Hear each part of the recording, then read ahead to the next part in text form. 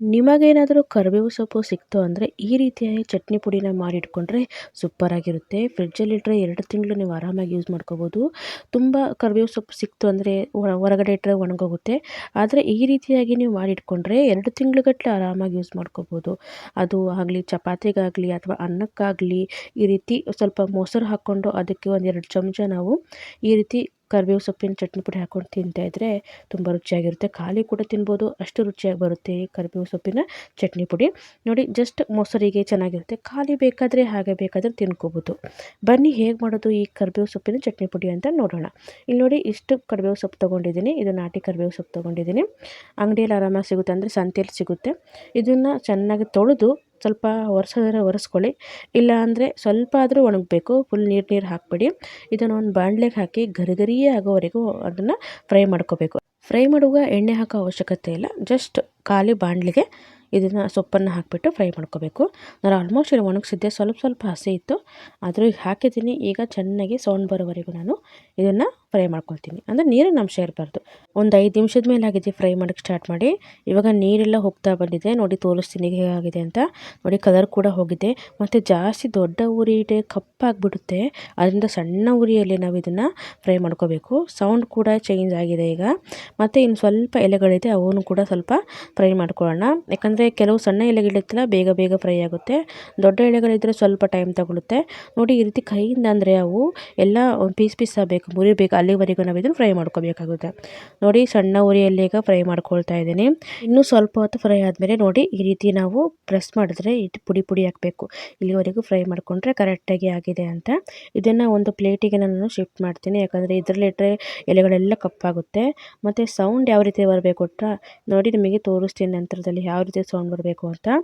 ಈಗ ನೋಡಿ ನೋಡಿ ಈ ರೀತಿಯಾಗಿ ಸೌಂಡ್ ಇರಬೇಕು, ಅಂದರೆ ಕಟಕಟ ಅಂತ ಸೌಂಡ್ ಬರಬೇಕು. ಬನ್ನಿ ಇವಾಗ ರೆಡಿ ಮಾಡ್ಕೊಳ್ಳೋಣ. ನಂತರದಲ್ಲಿ ಅದನ್ನು ಪ್ಲೇಟಲ್ಲಿ ತೆಗೆದಾದ್ಮೇಲೆ ಒಂದು ಪ್ಯಾನಿಗೆ ನಾನು ಇಲ್ಲಿ ಎಣ್ಣೆನ ಹಾಕ್ಕೊಳ್ತಾ ಇದ್ದೀನಿ. ಎಣ್ಣೆ ಬಿಸಿ ಆಗಲಿ, ಸ್ವಲ್ಪ ಬಿಸಿ ಆದಮೇಲೆ ಇಲ್ಲಿ ಉದ್ದಿನಬೇಳೆನ ಹಾಕ್ತಾಯಿದ್ದೀನಿ. ಒಂದು 1.5 ಸ್ಪೂನಷ್ಟು ಉದ್ದಿನಬೇಳೆ ತೊಗೊಂಡಿದ್ದೀನಿ. ಇದು ಒಂದು ಬ್ರೌನ್ ಬಣ್ಣ ಬರೋವರೆಗೂ ಫ್ರೈ ಮಾಡ್ಕೋಬೇಕಾಗುತ್ತೆ. ಇಷ್ಟೇ ಎಣ್ಣೆ ಸಾಕು, ಎಲ್ಲ ಒಂದು ಐಟಮ್ನ ಇದರಲ್ಲೇ ಫ್ರೈ ಮಾಡ್ಕೊಳ್ಳೋಣ, ಮತ್ತು ಎಣ್ಣೆ ಹಾಕೋ ಅವಶ್ಯಕತೆ ಇಲ್ಲ. ಇವಾಗ ನೋಡಿ ಕಲರ್ ಕೂಡ ಚೇಂಜ್ ಆಗಿದೆ. ಇವಾಗ ಇದನ್ನು ನಾವು ತೆಗೆದು ಒಂದು ಪ್ಲೇಟಲ್ಲಿ ಇಟ್ಕೊಳ್ಳೋಣ. ಜಾಸ್ತಿ ಕಪ್ಪಾಗೋ ಅವಶ್ಯಕತೆ ಇಲ್ಲ, ಅಂದರೆ ಜಾಸ್ತಿ ಕಪ್ಪಾದರೆ ಕಹಿ ಬಂದುಬಿಡುತ್ತೆ ಚಟ್ನಿ ಪುಡಿ. ಅದರಿಂದ ಇಷ್ಟೇ ಒಂದು ಅಳತೆಯಲ್ಲಿ ನಾವು ಫ್ರೈ ಮಾಡ್ಕೋಬೇಕಾಗುತ್ತೆ. ಇವಾಗ ಇದನ್ನು ಒಂದು ಪ್ಲೇಟಲ್ಲಿ ತೆಗೆದಿಟ್ಕೊಳ್ತಾ ಇದ್ದೀನಿ. ನೋಡಿ ಎಲ್ಲನೂ ಒಂದು ಪ್ಲೇಟಲ್ಲಿ ತೆಗೆದಾದ್ಮೇಲೆ ಇದಕ್ಕೆ ನಂತರದಲ್ಲಿ ನಾವು ಮತ್ತೆ ಇದೇ ಎಣ್ಣೆಯಲ್ಲಿ ನಾವು ಶೇಂಗಾ ಬೀಜ, ಅಂದರೆ ನೀವು ಏನಂತೀರ ಕಡಲೆ ಬೀಜ, ಅದನ್ನು ಹಾಕಿ ಫ್ರೈ ಮಾಡ್ಕೊಳ್ಳೋಣ. ಸಿಪ್ಪೆ ಸಹಿತನೇ ಹಾಕಿದ್ದೀನಿ. ನೋಡಿ ಇದನ್ನು ಕೂಡ ಕಂದು ಬಣ್ಣ ಬರೋವರೆಗೂ ಫ್ರೈ ಮಾಡ್ಕೋಬೇಕು. ಜಾಸ್ತಿ ಕಪ್ಪಾಗಿಬಿಟ್ರೆ ಇದನ್ನು ಕೂಡ ಕಹಿ ಅಂಶ ಬಿಟ್ಕೊಳ್ಬಿಡುತ್ತೆ. ಈ ಶೇಂಗಾ ಬೀಜನೂ ಚೆನ್ನಾಗಿ ಹುರ್ಕೋಬೇಕಾಗುತ್ತೆ. ನೋಡಿ ಈಗ ಸ್ವಲ್ಪ ಕಂದು ಬಣ್ಣ ಬರೋವರೆಗೂ ಹುರಿದ್ಬಿಟ್ಟು ತೆಗೆದ್ರೆ ಸಾಕು, ಇಷ್ಟೇ. ಮತ್ತು ಜಾಸ್ತಿ ಕಪ್ ಆಗೋ ಅವಶ್ಯಕತೆ ಇಲ್ಲ. ನೋಡಿ ಇದನ್ನು ಕೂಡ ಸೇಮ್ ಒಂದು ಪ್ಲೇಟಲ್ಲಿ ತೆಗೆದಿಟ್ಕೊಳ್ತಾ ಇದ್ದೀನಿ. ಅಂದರೆ ಒಂದು ಉದ್ದಿನ ಕಾಳನ್ನ ಅದರಲ್ಲಿ ತೆಗೆದಿಟ್ಕೊಂಡ್ವ ಅದರಲ್ಲೇ ತೆಗೆದಿಟ್ಕೊಳ್ತಾ ಇದ್ದೀನಿ. ಈಗ ಇದೇ ಒಂದು ಎಣ್ಣೆಯಲ್ಲಿ ನಾನು ಪಪ್ಪು, ಅಂದರೆ ಪುಟಾಣಿನ ಹಾಕ್ತಾಯಿದ್ದೀನಿ. ಇದನ್ನು ಕೂಡ ಚೆನ್ನಾಗಿ ಹುರ್ಕೋಬೇಕು, ಹುರಿಗಡಲೆನೇ, ಆದರೆ ಮತ್ತೊಂದು ಸರಿ ಬಿಸಿ ಮಾಡ್ಕೊಳ್ಳೋದು ಒಳ್ಳೆಯದು, ಯಾಕಂದರೆ ಪುಡಿ ಮಾಡೋಕ್ಕೆ ಈಸಿ ಆಗುತ್ತೆ. ನೋಡಿ ಎಣ್ಣೆ ಮತ್ತೆ ಹಾಕಿಲ್ಲ, ಅದೇ ಎಣ್ಣೆಯಲ್ಲಿ ಹುರ್ಕೊಳ್ತಾ ಇದ್ದೀನಿ. ಇದನ್ನು ಕೂಡ ತೆಗೆದಿಟ್ಟರಾಯಿತು ಒಂದು ಪ್ಲೇಟಲ್ಲಿ, ಅದೇ ಪ್ಲೇಟಲ್ಲಿ ತೆಗೆದಿಟ್ಕೊಳ್ತಾ ಇದ್ದೀನಿ. ಇದೆಲ್ಲ ಐಟಮು ಪೂರ್ತಿ ತಣ್ಣಗೆ ಆದಮೇಲೆ ನಾವು ಮಿಕ್ಸಿಯಲ್ಲಿ ಹಾಕ್ಕೋಬೇಕಾಗುತ್ತೆ. ಹೇಗೆ ಹಾಕಬೇಕು ಮಿಕ್ಸಿಯಲ್ಲಿ ಅದನ್ನು ಕೂಡ ಹೇಳ್ತೀನಿ. ಇಲ್ಲಿ ನೋಡಿ ಕಾಳುಗಳ ಐಟಮು ಈಗ ರೆಡಿಯಾಗಿದೆ. ಈಗ ಅದೇ ಎಣ್ಣೆಯಲ್ಲಿ 1 ಚಮಚದಷ್ಟು ನಾನು ಜೀರಿಗೆ ಹಾಗೆ ಬೆಳ್ಳುಳ್ಳಿ ಎಸಳುಗಳನ್ನು ಹಾಕಿಬಿಟ್ಟು ಫ್ರೈ ಮಾಡ್ಕೊಳ್ತಾ ಇದ್ದೀನಿ. ನೋಡಿ ಚೆನ್ನಾಗಿ ಜೀರಿಗೆ ಚಟಪಟ ಅನ್ನಬೇಕು, ಘಮ ಘಮ ಪರಿಮಳ ಬರಬೇಕು. ಇಲ್ಲಿ ಬೆಳ್ಳುಳ್ಳಿ ಕೂಡ ಫ್ರೈ ಆಗಬೇಕು. ಜೊತೆಗೆ ನಾನಿಲ್ಲಿ ಸ್ವಲ್ಪ ಹುಣಸೆಹಣ್ಣು ಕೂಡ ತೊಗೊಂಡಿದ್ದೀನಿ. ಹುಣಸೆಹಣ್ಣು ಡೈರೆಕ್ಟಾಗಿ ಹಾಕ್ಬೋದು ಮಿಕ್ಸಿಯಲ್ಲೇ, ಬಟ್ ನಾನು ಅದನ್ನು ಕೂಡ ಒಂದು ಬಿಸಿ ಮಾಡಿ ಹಾಕ್ತೀನಿ, ಯಾಕಂದರೆ ನಮ್ಮ ಚಟ್ನಿ ಪುಡಿ ಕೆಡಬಾರ್ದಲ್ಲ, ಅದರಿಂದ. ನೋಡಿ ಈಗ ಬೆಳ್ಳುಳ್ಳಿ ಮತ್ತು ಜೀರಿಗೆ ಚೆನ್ನಾಗಿ ಫ್ರೈ ಆಗಿದೆ. ಈಗ ಹುಣಸೆಹಣ್ಣನ್ನು ಹಾಕ್ತಾಯಿದ್ದೀನಿ. ಸ್ವಲ್ಪ ಹುಣಸೆಹಣ್ಣನ್ನು ಹಾಕ್ತಾಯಿದ್ದೀನಿ, ಅಂದರೆ ಒಂದು ಲಿಂಬೆಹಣ್ಣು ಗಾತ್ರದಷ್ಟು ಹುಣಸೆಹಣ್ಣನ್ನು ಹಾಕಿಬಿಟ್ಟು ಇದು 1 ಸೆಕೆಂಡ್ ಅಷ್ಟೇ ಈ ರೀತಿ ಸ್ವಲ್ಪ ನಾವು ಇದನ್ನು ಉಳ್ಳಾಡಿಸ್ಬಿಟ್ರೆ ಆಯ್ತು ಅಷ್ಟೇ. ಈಗ ಇದನ್ನು ಕೂಡ ತೆಗೆದು ನಾನು ಸೇಮ್ ಒಂದು ಪ್ಲೇಟಿಗೆ ಹಾಕ್ಕೊಳ್ತೀನಿ. ನೋಡಿ ಇಷ್ಟಾದರೆ ಸಾಕು, ಮತ್ತು ಬೇರೆ ಬೇರೆ ಪ್ಲೇಟಲ್ಲಿ ಹಾಕೋ ಅವಶ್ಯಕತೆ ಇಲ್ಲ, ಒಂದೇ ಪ್ಲೇಟಲ್ಲಿ ಹಾಕೋಣ ಎಲ್ಲನೂ. ನೋಡಿ ಅದರಲ್ಲಿ ಒಂದು 4 ಕಾಲು ಉಳಿತು ಅಂದರೆ ತೊಂದರೆ ಇಲ್ಲ, ಯಾಕಂದರೆ ಇದರಲ್ಲಿ ನಾನೀಗ ಒಣ ಕೊಬ್ಬರಿನ ನಾನು ತುರಿದ್ಬಿಟ್ಟು ಹಾಕ್ಕೊಳ್ತಾ ಇದ್ದೀನಿ. ನೋಡಿ, ನಿಮ್ಮ ಹತ್ರ ಇಲ್ಲಿ ಒಣ ಮೆಣಸಿನ್ಕಾಯಿ ಇತ್ತು ಅಂದರೆ ಅದನ್ನು ಸಪ್ರೇಟಾಗಿ ನೀವು ಫ್ರೈ ಮಾಡ್ಕೊಳ್ಳಿ.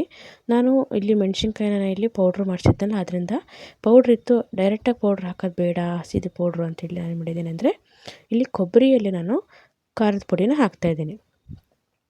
ನೋಡಿ, ಒಂದು 3 ಚಮಚದಷ್ಟು ಖಾರದ ಪುಡಿನ ಹಾಕಿದ್ದೀನಿ. ಇಲ್ಲಿ ಅರಿಶಿನ ಪೌಡ್ರಿನ ಹಾಕ್ತಾಯಿಲ್ಲ ನಾನು. ನೋಡಿ, ಈಗ ಇದನ್ನು ಸ್ವಲ್ಪ ನಾವು ಬಿಸಿ ಮಾಡ್ಕೋಬೇಕು ಪೌಡ್ರನ್ನ. ಈಗ ಬೇಗನೆ ಕಪ್ಪಾಗಿಬಿಡುತ್ತೆ, ಆದ್ದರಿಂದ ನಾವು ಬೇಗನೆ ಇದನ್ನು ಬೇರೆ ಒಂದು ಪ್ಲೇಟಲ್ಲಿ ಹಾಕ್ಕೋಬೇಕು. ಅಂದರೆ ನಾವೇನು ಪುಟಾಣಿಗೆ ಎಲ್ಲ ಹಾಕಿಟ್ಟಿದ್ವಲ್ಲ, ಅದೇ ಒಂದು ಪ್ಲೇಟಲ್ಲಿ ಹಾಕ್ತಾಯಿದ್ದೀನಿ. ಅಂದರೆ ಪ್ಯಾನಲ್ಲೇ ಬಿಡಬಾರ್ದು ಅಷ್ಟೇ. ಈಗ ನೋಡಿ, ಚೆನ್ನಾಗಿ ಫ್ರೈ ಆಗಿದೆ. ಇಷ್ಟಾದರೆ ಸಾಕು. ನಂತರ ಕ್ರಮೇಣ ಕಪ್ಪಾಗ್ತಾ ಬಂದುಬಿಡುತ್ತೆ.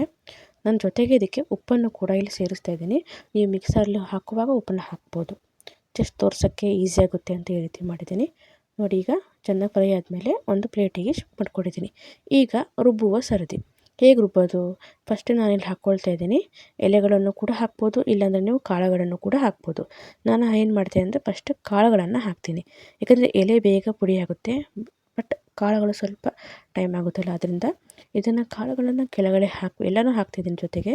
ನೋಡಿ, ಕೊಬ್ಬರಿ ಯಾವ ರೀತಿ ನೋಡಿ ಇದು ಮುಟ್ಟಿದ ಕೂಡಲೇ ಪೌಡ್ರ್ ಆಗ್ತಾಯಿದೆ. ಈ ರೀತಿಯಾಗಿ ಕೊಬ್ಬರಿ ಫ್ರೈ ಆಗಿರಬೇಕು. ಈಗ ಎಲ್ಲನೂ ಒಂದೇ ಸರಿ ಹಾಕ್ಕೊಳ್ಳಿ. ಜಾಸ್ತಿ ಐಟಮ್ ಇತ್ತು ಅಂದರೆ ಬ್ಯಾಚ್ ಅಂದರೆ ಸ್ವಲ್ಪನೇ ಹಾಕ್ಕೊಂಡು ನೀವು ಮಾಡ್ಕೋಬೋದು. ಈಗ ಇದನ್ನು ಒಂದು ಪ್ಲೇಟಲ್ಲಿ ಒಂದು ಮಿಕ್ಸಿ ಜಾರಲ್ಲಿ ಹಾಕಿದ್ದೀನಿ. ನಂತರ ಮೇಲುಗಡೆಯಿಂದ ನಾನು ಕರಿಬೇವು ಸೊಪ್ಪನ್ನು ಹಾಕ್ತಾಯಿದ್ದೀನಿ. ನೋಡಿ, ಇದನ್ನೆಷ್ಟನ್ನು ಹಾಕ್ತಾಯಿದ್ದೀನಿ. ಇದನ್ನು ಹಾಕಿದ್ಮೇಲೆ ಒಂದು 4-5 ಸುತ್ತು ತಿರುಗಿಸಿದ್ರೆ ಸಾಕು. ಅಂದರೆ ಪೂರ್ತಿ ನುಣ್ಣಗೆ ಮಾಡ್ಕೋಬಾರ್ದು. ನೋಡಿ, ಪ್ರೆಸ್ ಮಾಡಿದ್ರೆ ಯಾವ ರೀತಿಯಾಗಿ ಪುಡಿ ಆಗ್ತಿದೆ ಎಲೆ ಅಂದರೆ ಪೂರ್ತಿಯಾಗಿ ತಣ್ಣಗಾಗಿದೆ. ಇಲ್ಲಿ ನಾವು ಹುರಿದಿರೋದು ಮತ್ತು ಎಲೆಗಳು ಪೂರ್ತಿಯಾಗಿ ತಣ್ಣಗಾದ್ಮೇಲೆ ಮಿಕ್ಸಿಯಲ್ಲಿ ಹಾಕಬೇಕಾಗುತ್ತೆ. ನೋಡಿ, ಇವಾಗ ಮುಚ್ಚಳ ಮುಚ್ಚಿಬಿಟ್ಟು ನಾವು ಒಂದು 4-5 ಸುತ್ತು ಇದನ್ನು ಸುತ್ತಿಸಿದ್ರೆ ಸಾಕಾಗುತ್ತೆ. ಚೆನ್ನಾಗಿ ಪೌಡ್ರಾಗುತ್ತೆ. ನೋಡಿ, ತರಿಯಾಗಿ ಚೆನ್ನಾಗಿ ಪೌಡ್ರಾಗಿದೆ. ಇಷ್ಟಾದರೂ ಸಾಕು. ಸಿಂಪಲ್ಲಾಗಿ ನಮಗೆ ರೆಡಿಯಾಗುತ್ತೆ ಕರಿಬೇವು ಸೊಪ್ಪಿನ ಚಟ್ನಿ ಪುಡಿ. ಈ ರೀತಿ ನೀವು ಕೂಡ ಮಾಡಿಕೊಂಡು ಸ್ಟೋರ್ ಮಾಡ್ಕೋಬೋದು, ಇಲ್ಲ ಯಾರಿಗಾರು ಕಳಿಸ್ಕೊಡ್ಬೋದು ಅಂದರೆ ಈ ರೀತಿ ಮಾಡಿ ಕಳಿಸ್ಕೊಡ್ಬೋದು. ನೋಡಿ, ಇವಾಗ ರೆಡಿಯಾಗಿದೆ. ಈ ರೀತಿ ನೀವು ಕೂಡ ಮಾಡ್ಕೊಳ್ಳಿ. ಹಾಗೂ ನಮ್ಮ ಚಾನಲ್ನ ಯಾರ್ಯಾರು ನೋಡ್ತಿದ್ದೀರಾ ದಯವಿಟ್ಟು ಸಬ್ಸ್ಕ್ರೈಬ್ ಮಾಡ್ಕೊಳ್ಳಿ, ಲೈಕ್ ಮತ್ತು ಶೇರ್ ಮಾಡಿ. ಫೇಸ್ಬುಕ್ಕಲ್ಲಿ ನೋಡ್ತಿರೋ ದಯವಿಟ್ಟು ಫಾಲೋ ಮಾಡ್ಕೊಳ್ಳಿ. ತುಂಬ ವೀಡಿಯೋಗಳನ್ನು ಹಾಕಿದ್ದೀನಿ, ಸಪೋರ್ಟ್ ಕೂಡ ತುಂಬ ಚೆನ್ನಾಗಿ ಮಾಡ್ತಿದ್ದೀರಾ. ಈಗ ಇದನ್ನು ನೀವು ಚಪಾತಿ ಜೊತೆ ಅನ್ನದ ಜೊತೆ ಕೂಡ ಕಲಿಸ್ಕೊಂಡು ತಿನ್ಬೋದು. ಈ ರೀತಿ ಮಾಡಿಟ್ಕೊಂಡ್ರೆ ಏನಾಗುತ್ತೆ ಗೊತ್ತಾ, ಜಸ್ಟ್ ಮೊಸರಿತ್ತು ಅಂದರೆ ಸಾಕು, ಅದಕ್ಕೆ ಕಲಿಸ್ಕೊಂಡು ಹಾಗೇ ಬೇಕಾದರೆ ತಿನ್ಬೋದು. ಮೊಸರಿಲ್ವಾ, ಚಟ್ನಿ ಪುಡಿ ಇತ್ತಾ, ಜಸ್ಟ್ ನೀವು ಚಪಾತಿ ಜೊತೆಗೆ ಇದನ್ನು ಸುತ್ಕೊಂಡು ತಿನ್ಬೋದು, ಇಲ್ಲಾಂದರೆ ಎಣ್ಣೆ ಜೊತೆ ಕಲಿಸ್ಕೊಂಡು ತಿನ್ಬೋದು. ಇದು ತುಂಬ ಚೆನ್ನಾಗಿ ರೆಡಿಯಾಗುತ್ತೆ.